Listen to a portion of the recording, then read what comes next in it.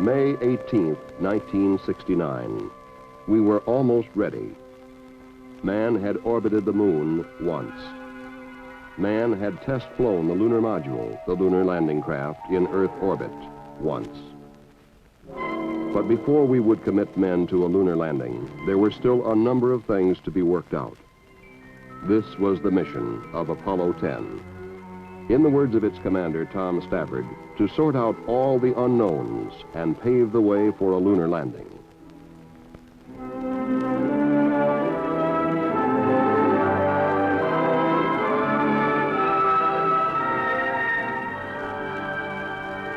It was a veteran crew. Spacecraft Commander Tom Stafford had flown on Gemini 6 and 9. Lunar Module pilot Gene Cernan had flown with Stafford on Gemini 9. John Young had been on Gemini 3 and Gemini 10. They would face problems on Apollo 10, problems that would be solved for Apollo 11. Most would be minor, but they would be solved.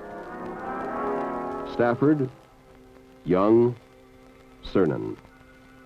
They brought to their mission enthusiasm, dedication, responsibility, even amazement. And through the means of color television, they took us with them as they played their part in man's greatest adventure. We are go for a mission to the moon at this time. Tom Stafford reports they are go. We're coming up in the 20-second mark. T-minus 20 seconds and counting. 17 seconds and counting. Guidance internal. 15, 14, 13, 12, 11, 10, 9. We have ignition sequence start. Engines on. 5, 4, 3, 2. All engines running. Launch commit. Liftoff. We have liftoff 49 minutes past the hour.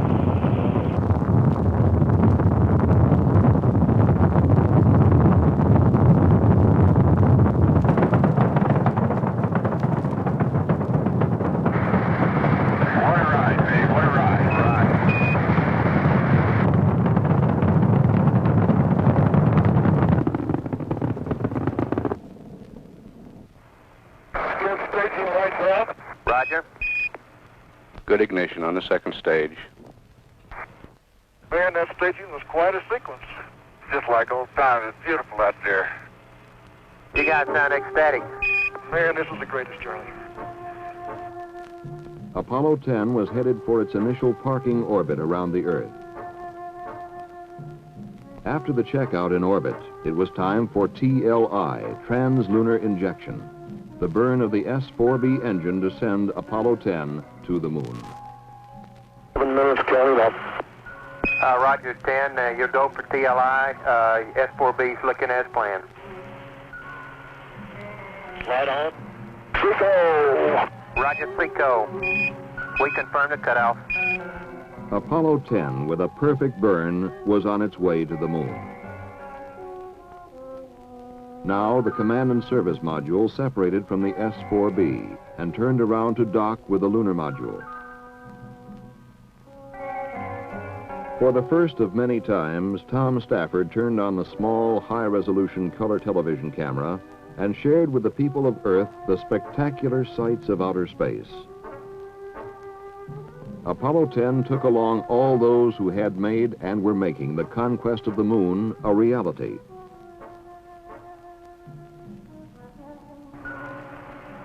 Charlie, we can't be more than about 5-10 feet away. Roger. 10 is looking real stable to us. We show you closing slightly. Roger. Be docked in a second, I hope. Roger.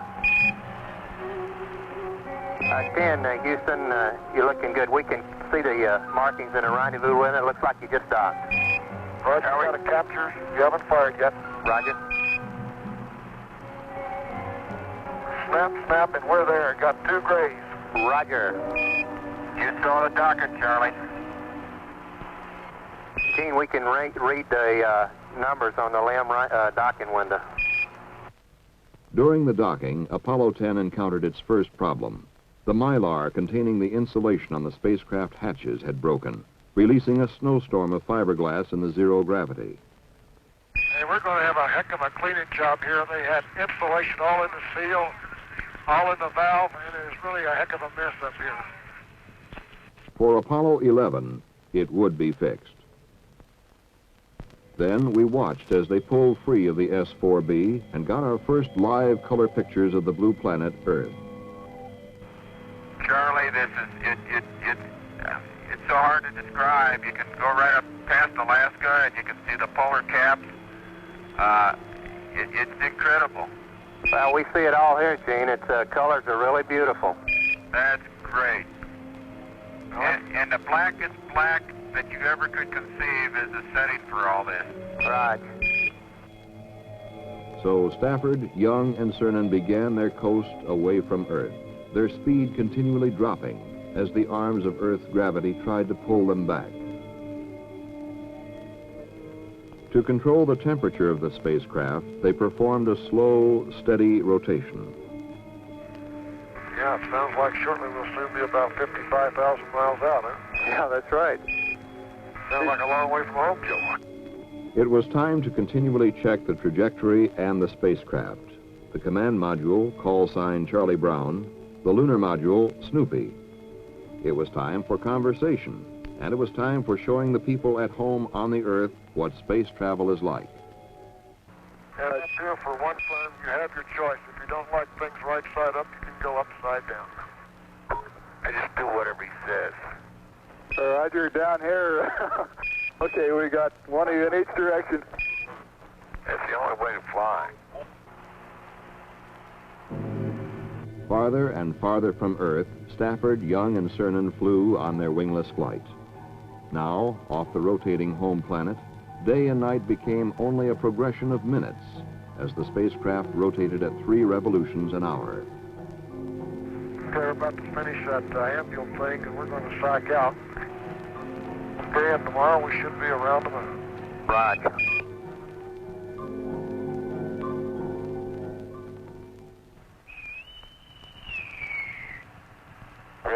Reveille, up all hands, heave out, price up, clean sweep down, fore and aft. Apollo 10, Houston, sounds like we're ready for a naval drill in the flight deck. And here is your horoscope reading for today, Apollo 10. Tom Stafford, you should concentrate on finishing things that you have already started. Today's pace will be moderate. Use this time to take inventory. John Young, you will have a slow day today. This will give you time to concentrate on the work ahead. You will enjoy your surroundings and companions. And Gino, your horoscope reads, give careful thought to your working and driving habits. Do something nice for your friends.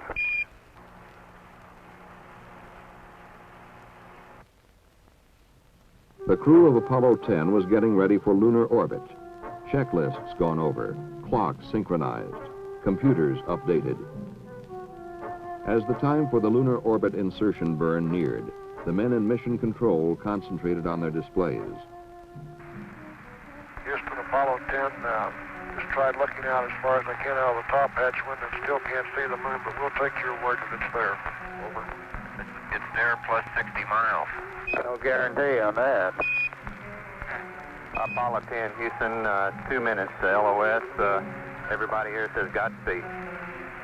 Okay, and we'll see you right on the other side in orbit. Roger. LOS, loss of signal.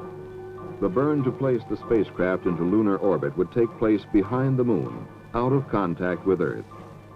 Later, a second burn would make the orbit circular, 60 miles above the moon. The flight controllers waited for AOS, acquisition of signal. We have AOS. Hello, Apollo 10, Houston, over.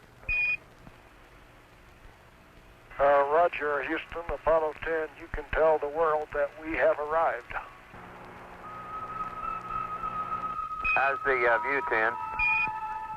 Charlie, it might sound corny, but the view is really out of this world.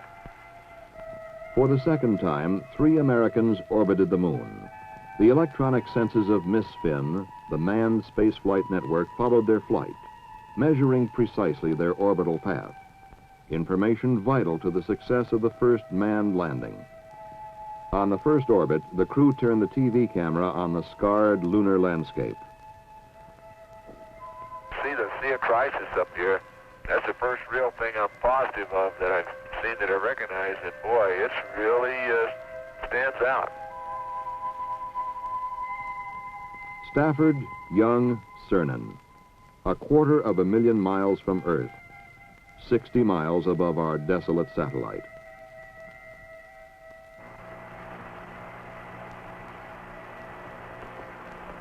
Boy, this is really a rugged planet. But also looking out at the horizon and some of the mountains we can see down here, that's going to be a real kick tomorrow down at 50,000 feet. Over. We copy that.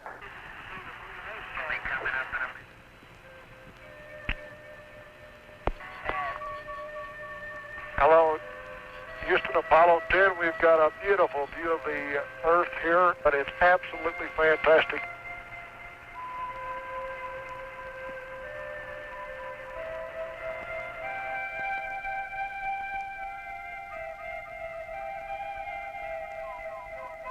Now it was time for Lunar Module pilot Gene Cernan to crawl into the lunar module called Snoopy to check it out for the next day's descent.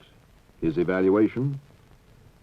And I personally am very happy with the fella, and I hope we can give you as good a report tomorrow. You bet your life. Hey, you watch Snoopy well tonight and make him sleep good, and we'll take him out for a walk and let him stretch his legs in the morning. Okay. The next day, Stafford and Cernan were in the lunar module, John Young in the command module called Charlie Brown. They checked out Snoopy for the last time. One of the items involved venting the tunnel connecting Snoopy and Charlie Brown to make sure that the spacecraft hatches did not leak. Roger, I say again, we cannot get the tunnel to vent, over. Roger, understand. Tunnel will not vent. This was a real problem. The vent pipe seemed to be clogged. However, the hatch integrity was checked by reducing the pressure in the lunar module. The inability to reduce pressure in the tunnel also caused a 3½ degree rotation between the two spacecraft. Not enough to endanger undocking, but for Apollo 11, it would be fixed. Okay, Charlie Brown and Snoop, 3 minutes going over the hill. You go for undocking, and we'll see you around the other side. Roger. Roger. The undocking took place behind the moon.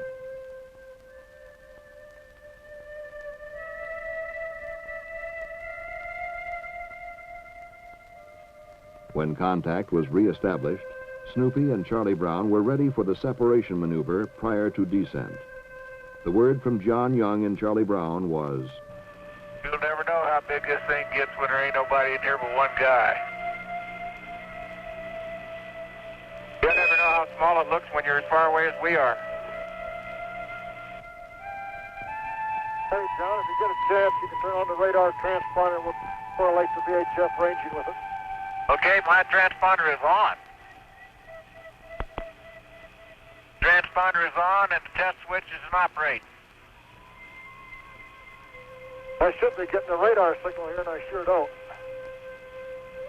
an electronic piece of radar equipment in the command module was not functioning. Without it, there would be no rendezvous and no low-orbit descent in the lunar module to the moon.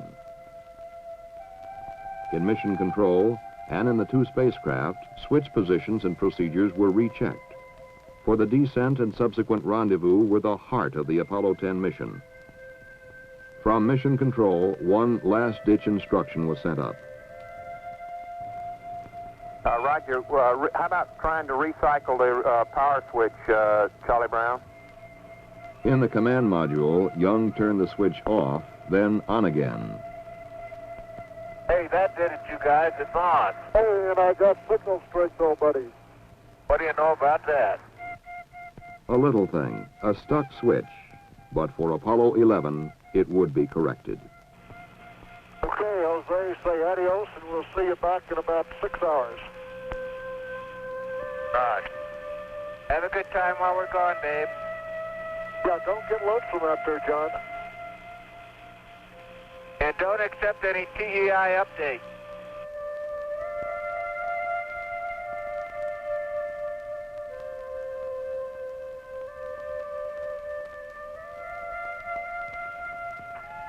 Charlie Brown, Houston, 45 seconds to LOS.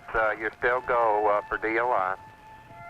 DOI, Descent Orbit Insertion, would come about 180 degrees from landing site 2, the primary site for Apollo 11.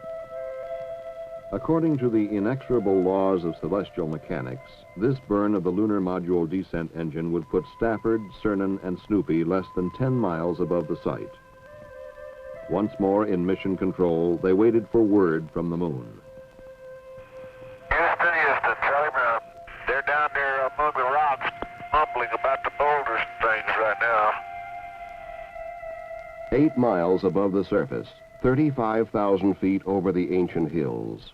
Then a communications problem. Contact with Snoopy was reestablished through Charlie Brown. Hello, Houston, this is Snoopy. Right, Snoop, go ahead. We is going, we is down among them, Charlie. Roger, I hear you weaving your way up the freeway. Roger, fantastic, Charlie, fantastic. Right. Charlie, babe, it's fantastic, babe, really.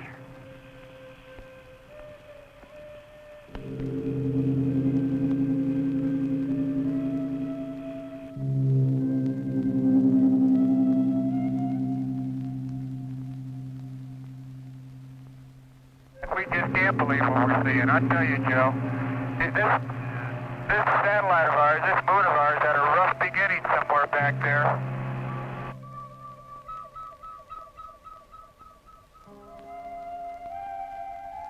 I tell you, we're down here where we can touch the top of some hills, though. Then, one of the key aspects of the mission. Tom Stafford describes the landing site selected for Apollo 11. Yeah, okay, the approach end looks a lot smoother than some of the orbiter photos show. It still estimate 25 to 30%, say semi-clear area, so if the limb has enough hover time, at least from what we can see at 50,000 feet, it should not be a problem. Or if you come down in the wrong area and you don't have the hover time, you're going to have to shove off. Now it was time to begin the rendezvous. On this first low orbit, they would make the initial burn to put Snoopy and Charlie Brown into the proper phase relationship for the coming maneuvers. Okay, we're burning, John, we're burning. Snoopy was now ready for the rendezvous sequence to be performed on the next orbit. Once more, they rounded the battered face of the moon.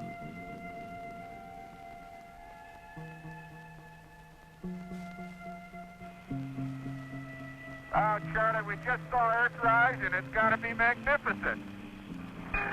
Charlie, I don't know how the big man must see things, but if his view is any better than ours, it's got to be fantastic.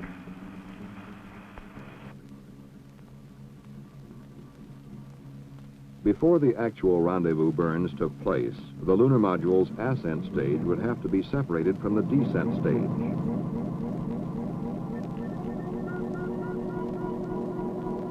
But during the separation, something went wrong. Snoopy began to roll rapidly. Get out of there, babe. That's that last attitude. Snoop, Houston, we show you close to gimbal lock. Yeah, okay, something went wild there on that staging. And we're all set. We didn't lock it. We're going to head to the Ottoman. Charlie Brown, Houston, they got staging. They had a wild gyration, though, but they got it under control. It was an unexpected system malfunction. Stafford and Cernan quickly had it under control. In fact, Tom Stafford and Gene Cernan were never in any kind of danger. But for a few seconds, they didn't know that. For Apollo 11, it would be found and corrected. Now the rendezvous sequence came step by step. It was old hat for the veteran crew. In Gemini, Stafford had flown 5 rendezvous, Cernan 4, and Young 3. So Snoopy rose up from the moon to join Charlie Brown. Hey, Joe, we're about ready to dock. Stand by. Okay, John, you're into about 5 feet, babe. Looking beautiful. Hello, yes, Snoopy and Charlie Brown are hugging each other. Roger that. We heard him down here. But the day was not over yet. They still had to prepare the ascent stage and command module for their final separation. We're all back in the command module. The tunnel's all locked up, and we're in attitude and standing by the sep here when you give us the word. And we can go ahead and separate now, Charlie Brown. Okay, Houston, we'll give you a countdown. We're all set to go for sep. Give you a 5 count. 4, 3, 2, 1, fire. Dan, when he leaves, he leaves. Yeah, it was right into the sun, babe, right into the sun. Actually, like Tom said, there's a lot of people who did a good job, and I tell you, these vehicles so far, that little Snoopy was a real winner. We concur. And Big Charlie Brown is no slouch either. The next day, Apollo 10 stayed in orbit around the moon. The orbital deviations of Apollo 10 were being determined with greater and greater precision. On board, there was more photography, more landmark tracking and navigation. With each revolution, the figures were being pinned down closer and closer in preparation for the arrival of Apollo 11.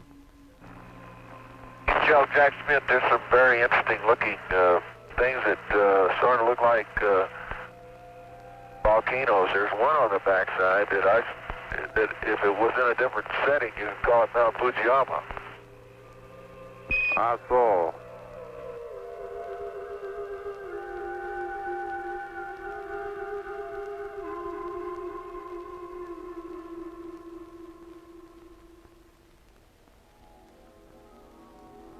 But now it was time to head home to Earth. Trans-Earth injection.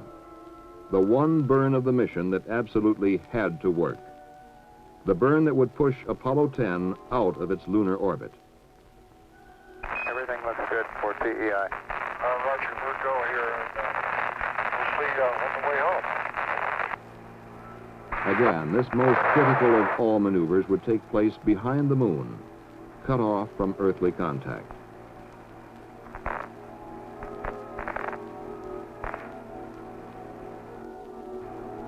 Roger, Houston, we are returning to the Earth. Over. Glad to have you on the way back home, 10. For the last time, Apollo 10 watched the sapphire called Earth rise over a stark lunar horizon. And as they had throughout the mission, Stafford, Young, and Cernan shared with us the sights and feelings of their voyage through color television. You guys are really hauling the mail out of there. Oh, you better believe it. It's like we're climbing straight out, Joe. It's a fantastic sight. It's like we were shot straight out from the center of the moon. You're going about 6,000 feet a second.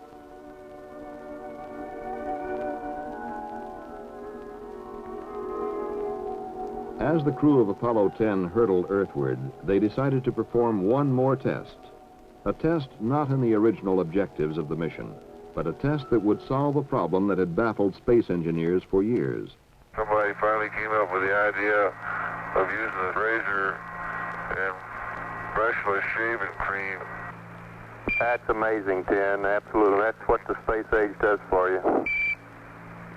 I tell you, Charlie, that's one of the most refreshing things that's happened in the last couple of days. That was really great. You guys really look good.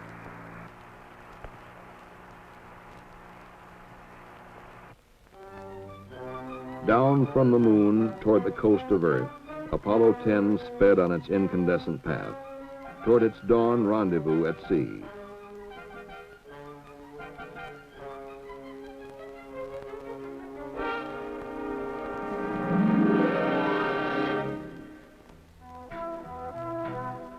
Problems had been met, faced, and solved, for that was the mission of Apollo 10. To sort out the unknowns and pave the way.